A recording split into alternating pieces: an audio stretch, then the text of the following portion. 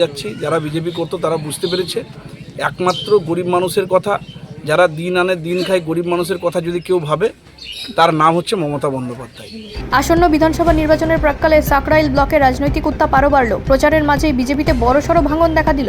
গোপীবল্লভপুর বিধানসভার অন্তর্গত সাকরাইলের ধানঘড়ি অঞ্চলের কুলডিহা বুথে বিজেপির এক মণ্ডল কমিটির সদস্য অসিত পাত্র সহ প্রায় 30টি পরিবার দল ছেড়ে তৃণমূলে যোগদান করেন। তৃণমূল প্রার্থী অজিত মাহাতোর হাত ধরে ওই পরিবারগুলির আনুষ্ঠানিক যোগদান সম্পন্ন হয়। এদিনের এই যোগদান কর্মসূচিতে উপস্থিত ছিলেন সাকরাইল ব্লক তৃণমূল কংগ্রেসের সভাপতি কমলাকান্ত রাউত সহ অন্যান্য তৃণমূল নেতৃত্ব কর্মীরা। দল বদলের এই ঘটনায় স্বাভাবিকভাবেই অস্বস্তি বেড়েছে বিজেপি শিবিরে। ভোটের আগে এই ধরনের ভাঙন যে সংগঠনের ওপর প্রভাব ফেলতে পারে তা নিয়ে রাজনৈতিক মহলে জোর চর্চা শুরু হয়েছে। অন্যদিকে তৃণমূল নেতৃত্বের দাবি, রাজ্য সরকারের উন্নয়নমূলক কাজ ও মানুষের প্রতি আস্থার কারণেই বিরোধী শিবির ছেড়ে সাধারণ মানুষ তৃণমূলে ভিড় জমাচ্ছেন। যদিও বিজেপির তরফে এই ঘটনাকে তেমন গুরুত্ব দিতে নারাজ স্থানীয় নেতৃত্ব। প্রচারের মাঝখানে যোগদান দেখা গেল। দেখুন, আজকে প্রত্যেকেরই মোহ ভেঙে যাচ্ছে যারা বিজেপি করতো, কারণ এই দলটা মানুষের দল নয়। এই দলটা যারা আমাদের ভারতবর্ষের পুঁজিপতিরা আছে তাদের কাছে বিক্রি হয়ে গেছে। আপনারা জানেন যে ভারতবর্ষের যে সমস্ত লাভজনক সংস্থাগুলো ছিল একটার পর একটা বিক্রি করে দিচ্ছে। পোর্ট থেকে শুরু করে এয়ার ইন্ডিয়া থেকে শুরু করে পোস্ট অফিস থেকে শুরু করে সমস্ত কিছুটাই আজকে বিক্রি করে দিচ্ছে।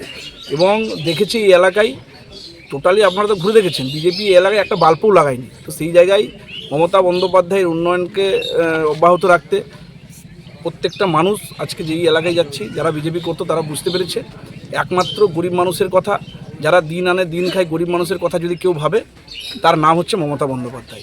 তাই মমতা বন্দ্যোপাধ্যায়ের উন্নয়নে সামিল হওয়ার জন্য আজকে 30টি পরিবার আজকে আমাদের তৃণমূল কংগ্রেসে সামিল হলেন।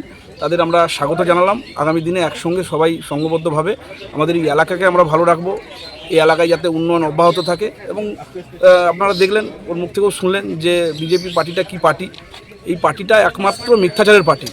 লোকসভার সময়ও এর 19-এর লোকসভায় মানুষকে প্রচুর মিথ্যা কথা বলেছিল। এবং আজকের দিনে বিজেপির যে সমস্ত নেতারা আছে তাদের নাটক মানুষ ধরে ফেলেছে, সাধারণ মানুষ। তাই সাধারণ মানুষ বুঝতে পেরেছে এই পার্টিটাকে বিশ্বাস করা যাবে না। এই পার্টি যদি কোনোদিনও ক্ষমতায় আসে তাহলে এই এলাকার মানুষ শান্তিতে থাকতে পারবে না। তাই সবাই দলে দলে আমাদের তৃণমূল কংগ্রেস দলে যোগদান করছে।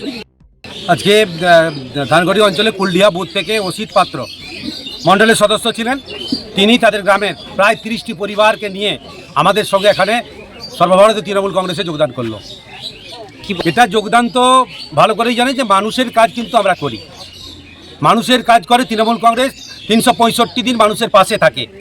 পাশে থাকার জন্য কিন্তু আজকে মানুষ দেখতে পাচ্ছেন দলে দলে আমাদের সঙ্গে এই কুলডিহা বুথ, আমি পঞ্চায়েতে হেরেছিলাম এবং লোকসভা নির্বাচনে আমরা কিন্তু জিতেছি।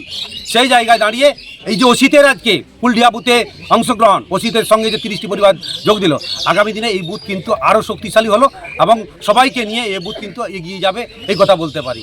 আমাদের উন্নয়নের স্বার্থে অসিত কিন্তু আমাদের সঙ্গে যোগদান করেছে। অসিত পাত্র কোন দল থেকে কোন দলে যোগদান দিলেন? কোন দায়িত্বে ছিলেন? মণ্ডল সদস্য। আচ্ছা, কেন এই যোগদান? বিজেপিকে ভালো লাগলো না। কেন? এই মনের থেকে দিদির উন্নয়নের জন্য 30টা পরিবার নিয়ে আমি টিএমসিতে যোগদান করি, যাতে উন্নয়ন হয় ভালো। ব্যুরো রিপোর্ট, রাষ্ট্রীয় প্রসার বাংলা।